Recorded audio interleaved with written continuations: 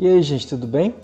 Vamos continuar então com nossa série sobre projeto de vida, nessas orações antes das aulas. No vídeo de hoje vai trazer um tema que é muito caro, muito importante para nós do Marista, que é o tema da religiosidade, da religião, da experiência de fé, etc. Ocorre que aqui no Marista, a religiosidade que a gente elabora na experiência educativa, ela tem muito mais a ver com a essência da espiritualidade cristã, que é a ética. E muitas experiências, inclusive religiosas, entendem a ética como se fosse uma ética de valores. E não, essa não é a referência que Jesus nos delega enquanto vivência. A ética que nós aqui pregamos é a ética da vida. É a vida que precisa ser circundada por valores que a promovam, que a assegurem, que a deem dignidade.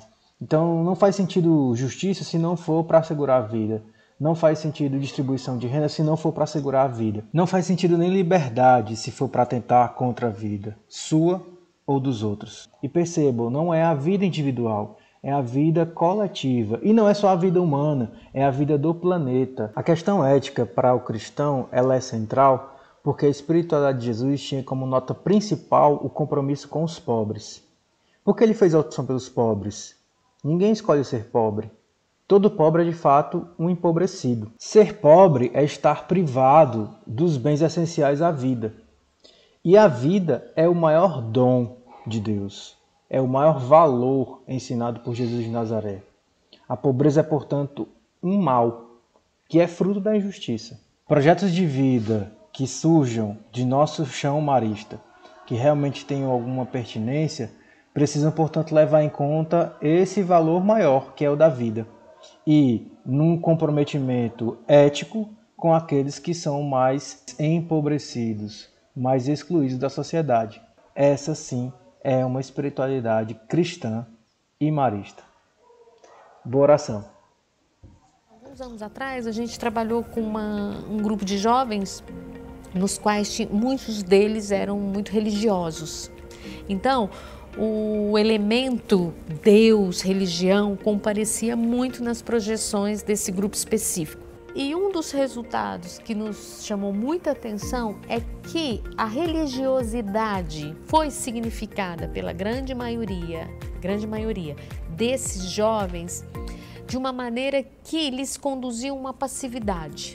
Um discurso de passividade que chegava a um certo, entre aspas, conformismo.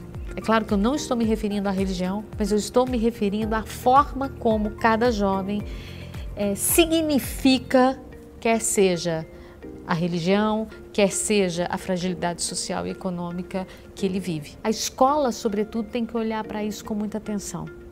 Que significado as minhas vivências me dão e como isso sai à frente na forma como eu escolho viver. Esse é o grande papel da educação. Contribuir para que seja ressignificado de uma forma plena, de uma forma positiva.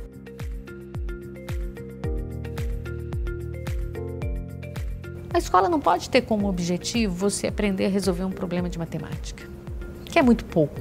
A escola, para mim, tem que ter como maior objetivo da vida ensinar as pessoas a resolverem os problemas da vida.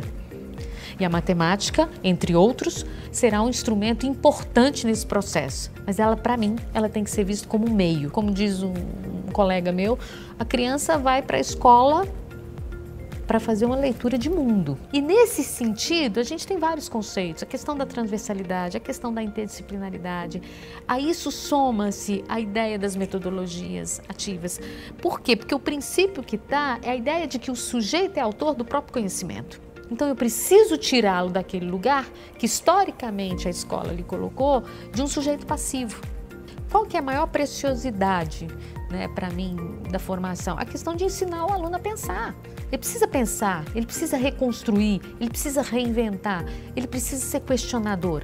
Então eu acho que você tem que pensar no conceito de transversalidade, no conceito de interdisciplinaridade, a ideia de um sujeito ativo. A gente trabalha muito com o desenvolvimento de projetos, aprendizagem baseada em problemas, aprendizagem baseada também em conflitos. Essa é outra frente que eu venho trabalhando há muitos anos, porque o conflito, para mim, ele é a maior matéria-prima que a gente tem para a formação ética e moral. Quando a gente fala da resolução de conflitos e a resolução de problemas, que pode se dar por várias vias na escola, por exemplo, as assembleias escolares, os grêmios, tem vários espaços para isso, né? O que se espera, muitas vezes, não é a resolução do conflito em si, mas é a formação do sujeito, de olhar para o conflito de outra maneira. E é curioso que assim a nossa cultura, ela cobra a autonomia das pessoas o tempo inteiro, mas é como se essa autonomia fosse brotar.